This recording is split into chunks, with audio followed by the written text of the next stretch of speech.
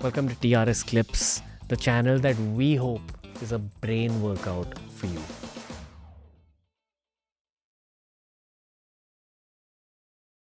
What's the biggest misconception that people have about witchcraft or Wicca, according to you? Like, what do you almost get tired of explaining?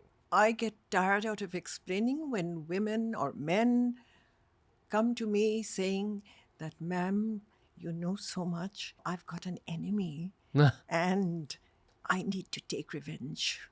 The other is, ma'am, I'm so in love with someone. Can you get him for me? These two. They don't know how to let go.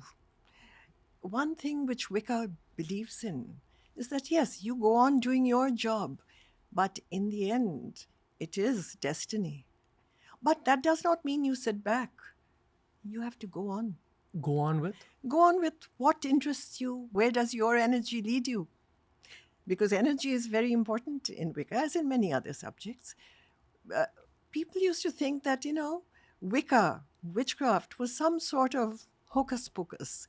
But the fact remains that from very, very early times, science was tied up with what we call Wicca. There is no quarrel between the two. And I've gone into it at great length. I'm sure others also interested in the subject have. Like in the universe, you have mass, and you have matter, and you have energy. Dark energy, 68% in the universe. And in a Wiccan, it is practically the same. So the tie-up is tremendous. I mean, we look to the universe, you could say, for the goddess. Through the years, it has become this that, all right, you have an idol here, you have an idol there, and we are praying to that idol, which is right, which is good, because the human being cannot take any more than that. But actually, that great consciousness, as we would call God or goddess, that great consciousness is out there beyond. And you have to, let's say, appeal to that consciousness. You have to align with that consciousness to really find the ultimate. Modern day society associates the word dark energy with evil. Yes, yes. It associates black with evil. Why? That has somehow come down, I think. This is, others might not agree, with death. Because in the West, it started there. Black was, used at funerals. Black was used to signify bad. In our country, Kala Jadoo. I don't know why. It could be anything else. Pila Jadoo, Hara Jadoo, But Kala Jadoo, which is supposed to be bad. So I think that it came from the connotation of death in the West. From the West, it came to us also. Um, uh, I'd love for you to shed light on this white witchcraft versus black witchcraft thing. What does it even mean? Well, black witchcraft really in our school isn't bad, 68% of the cosmos is dark energy. The rest is called dark matter. Now, dark energy is expanding, always expanding the universe. And dark matter is like a skeleton, it is holding the galaxies together. So Wicca goes to the dark energy. The dark energy is what we call the consciousness of the divine. The dark energy is what you call. Yes, in Wicca, it is called the dark energy of of the divine, not because of this is good or that is holy or not because of the color. To us, black is good. We wear black, but it is good because it is what we would say alive energy. Because anyhow, the universe is alive. It is contracting, it is coming together. We say it is breathing, but scientists perhaps would not use that word breathing. It is contracting and expanding. Dark energy is always expanding, always expanding. And we try to tap into that dark energy. Um,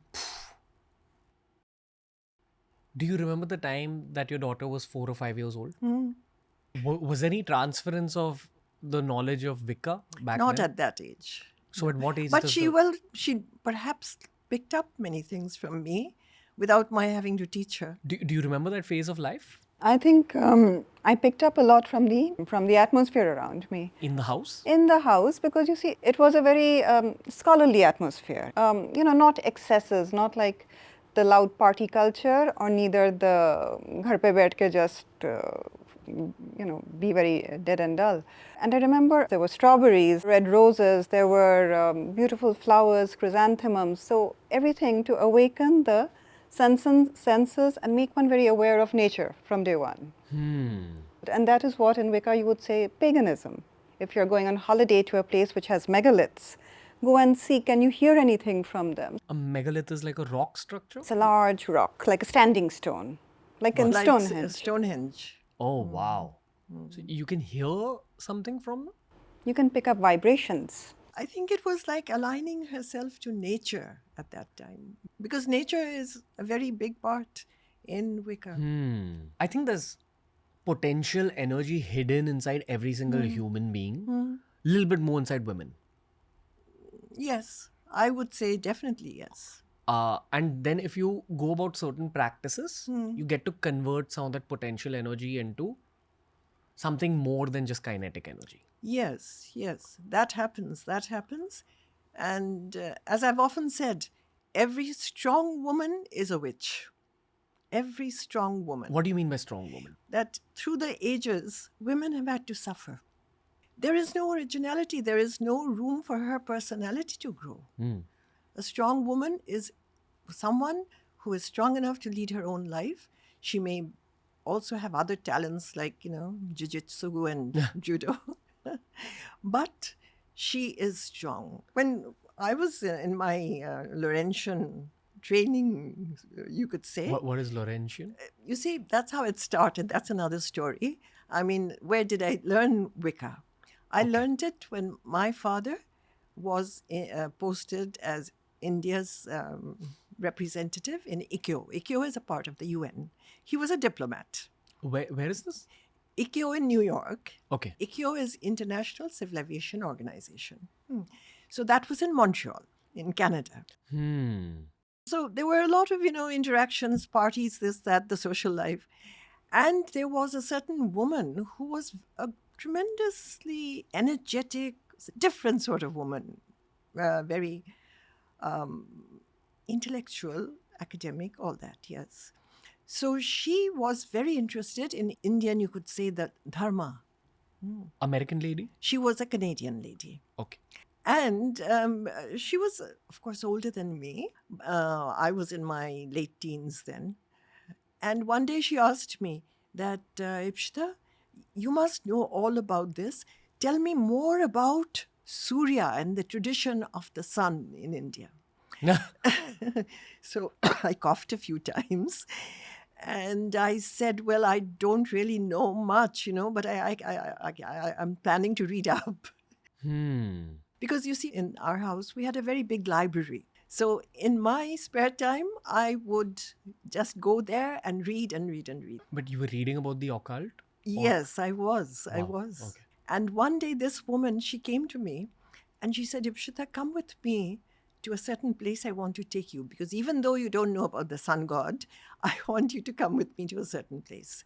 So she took me to a house, a big house, which was situated on the Lachine River. That is part of Montreal, a little bit out of Montreal. And there she said, come in and just sit and watch us. So I watched. They seemed to be mostly professional women.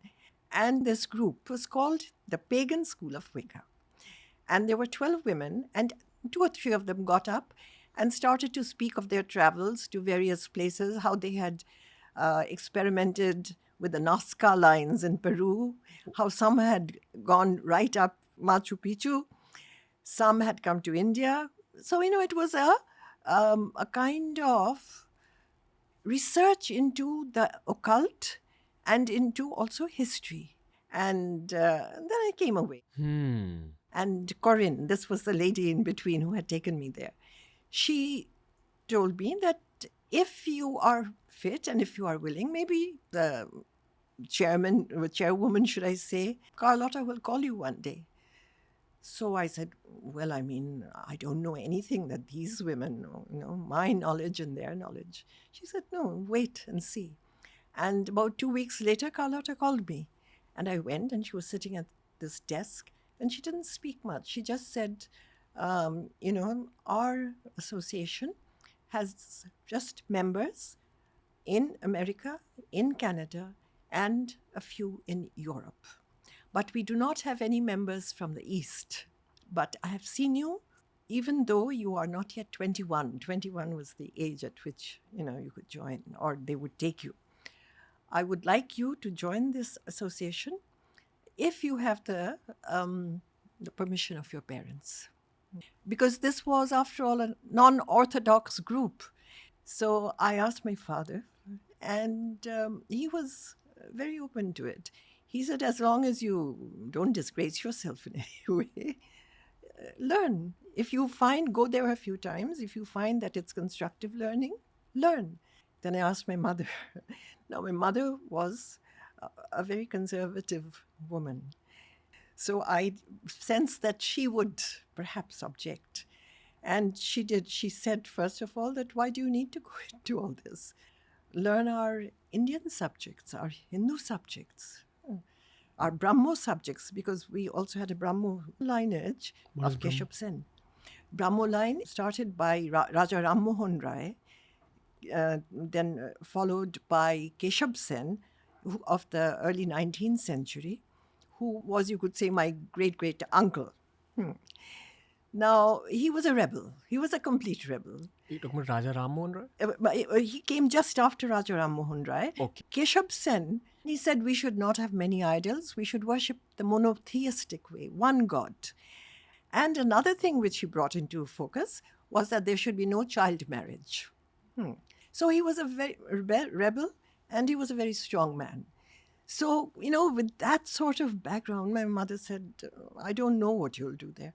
So I told her, look at her ancestors. Keshav Sen, he was a rebel. Take me as a rebel also.